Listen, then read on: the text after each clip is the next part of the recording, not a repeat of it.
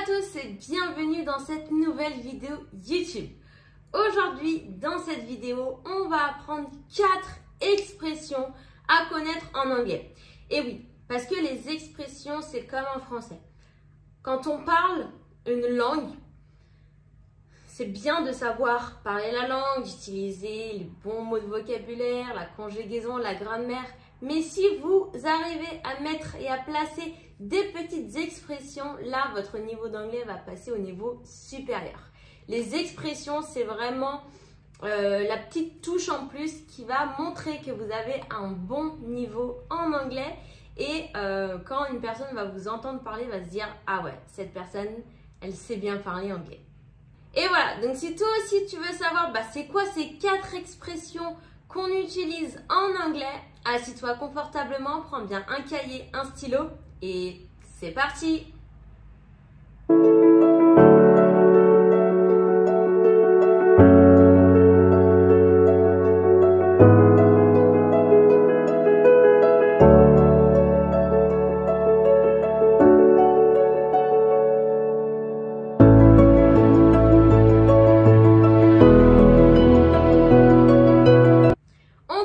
Avec le numéro 1, ça c'est vraiment une expression que moi j'adore utiliser, c'est l'expression so far, so good, qu'on va pouvoir traduire en français par jusqu'ici, tout va bien. Donc so far, jusqu'ici, so good, tout va bien. Cette expression, vous pouvez l'utiliser de 2 façons différentes. Soit vous l'utilisez complètement, donc par exemple quand on demande comment vous allez, par exemple, how are you today? So far, so good. Comment tu vas aujourd'hui? Jusqu'ici, ça va. Jusqu'ici, tout va bien. How is your new job? So far, so good. I really like my team. Comment va ton nouveau travail? Jusqu'ici, tout va bien. J'adore vraiment mon équipe. Donc voilà, quand on vous demande comment vous allez, vous pouvez réutiliser cette expression pour répondre. Mais vous pouvez également utiliser juste l'expression so far, qui veut dire jusqu'ici. Par exemple, how do you like your new job so far? Donc là, je n'ai pas utilisé l'expression en entier so far, so good, j'ai juste utilisé so far. And you can answer, I like it so far, or so far I like it. Vous pouvez le mettre en début ou en fin de phrase. Jusqu'ici, j'aime bien. Ça va. Ok? Donc cette expression-là, vous pouvez vraiment l'utiliser complètement quand on vous demande si ça va bien ou si votre travail va bien. Ou alors vous pouvez l'utiliser dans une phrase pour demander ou répondre à une question. Si jamais on demande comment t'aimes ce restaurant jusqu'à maintenant, comment tu trouves cette ville jusqu'à maintenant. Voilà, vous pouvez vraiment l'utiliser ensemble ou séparément. Allez, je vous fais un autre exemple. Si par exemple je dis so far, the project is on track and everybody is happy. Jusqu'ici, le projet est en bonne voie et tout le monde est content. Donc voilà, vous pouvez vraiment l'utiliser pour dans n'importe quelle phrase. On continue avec le numéro 2. L'expression numéro 2 est to break a leg.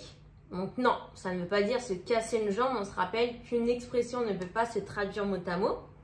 To break a leg, vous pouvez l'utiliser pour encourager une personne, encourager quelqu'un ou souhaiter bonne chance à quelqu'un. Donc si par exemple vous avez un ami qui va passer un examen ou vous avez un ami qui va monter sur scène, vous voulez lui souhaiter bonne chance, vous pouvez utiliser l'expression to break a leg. For example, break a leg for your presentation tomorrow. Bonne chance pour ta présentation de demain. Second example, you are going to do great for the audition. Break a leg. Tu vas assurer pour ton audition. Bonne chance. Donc voilà, break a leg, c'est tout simplement quand vous voulez encourager quelqu'un, souhaiter bonne chance à quelqu'un pour une audition, pour un entretien d'embauche, pour un spectacle, pour un examen, qu'importe la raison, dès que vous voulez du coup souhaiter bonne chance à quelqu'un, au lieu de répéter good luck every time, parce que good luck du coup ça fait un petit peu plus débutant, voilà, vous voulez un petit peu changer, ne pas toujours répéter les mêmes mots, parce que ça c'est aussi important. Il existe plein de mots, plein d'expressions et c'est vrai que si vous utilisez toujours les mêmes mots, on peut vous prendre pour des débutants. Donc n'hésitez pas à apprendre à chaque fois des synonymes. Si vous voyez qu'il y a des mots que vous utilisez souvent, apprenez des synonymes de ces mots et comme ça à chaque fois vous pouvez changer et ne pas dire toujours la même chose et utiliser toujours les mêmes mots. Comme ça vous montrez que vous avez du vocabulaire et que vous ne connaissez pas que 10 mots de vocabulaire. Donc à la place de dire, vous pouvez continuer à dire good luck, hein. It's not a problem. Mais si jamais vous voulez montrer que vous avez du vocabulaire, que vous connaissez des expressions en anglais, n'hésitez pas du coup à utiliser break a leg instead of good luck. On continue avec la numéro 3 qui est l'expression hit the books. Donc cette expression, non, ça ne veut pas dire frapper ses livres, non. Mais on n'est pas totalement à l'opposé, pas comme la numéro 2. Là, to hit the books, on va l'utiliser quand tu veux dire que tu commences à te mettre sérieusement à réviser ou à étudier. Donc, c'est parfait pour quand tu veux dire que voilà, tu vas te mettre vraiment à bosser tes examens. Tu peux utiliser du coup cette expression. For example, if I say, I have to hit the books this weekend for my English test. Je dois me mettre à réviser sérieusement pour mon contrôle d'anglais ce week-end. Deuxième exemple, exams are next week, so I really need to hit the books every evening. Les examens sont la semaine prochaine, donc je dois vraiment étudier tous les soirs. Donc là, j'ai traduit hit the books par étudier sérieusement. Donc voilà, c'est une expression à utiliser quand vous voulez dire que vous devez vraiment étudier. Donc pour les examens, cette expression c'est parfait. So if you have an exam coming up, use this expression. Et maintenant la quatrième expression et la dernière de cette vidéo, c'est a piece of cake. Un morceau de gâteau. On a un petit peu une expression qui ressemble à celle-ci en français, c'est quand on dit c'est du gâteau. Ça veut dire que c'est facile. Ouais, t'inquiète, cet examen, c'est du gâteau tranquille. Ça veut dire que c'est facile. Là, finalement, c'est la même chose, sauf que en anglais, on va pas juste utiliser du coup le mot c'est du gâteau, mais on va dire it's a piece of cake. C'est un morceau de gâteau. Traduit littéralement, a piece of cake, ça veut dire un morceau de gâteau. Donc, voilà, quand on dit c'est un morceau de gâteau, ça veut dire que c'est facile. For example, that exam was a piece of cake. Cet examen, c'était du gâteau. Second example, don't worry about the driving test. It's a piece of cake. T'inquiète pas pour l'examen de conduite. C'est un jeu d'enfant, c'est du gâteau. Donc là, on peut aussi utiliser l'expression en français, c'est un jeu d'enfant pour dire que quelque chose est facile.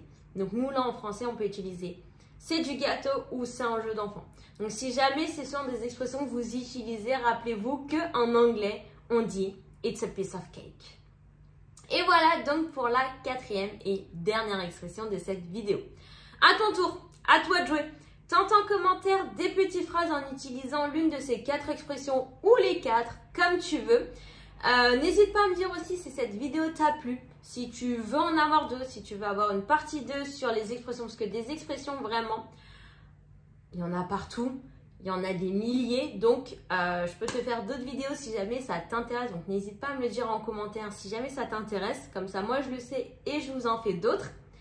Petite chose aussi que j'ai pas dit, ces 4 expressions sont les 4 expressions sont utilisées autant aux États-Unis qu'au Royaume-Uni. Pour l'Australie, ce n'est pas des expressions qui sont très utilisées, mais elles sont comprises. Donc, si jamais vous voulez les utiliser en Australie, on vous comprendra. Donc, voilà.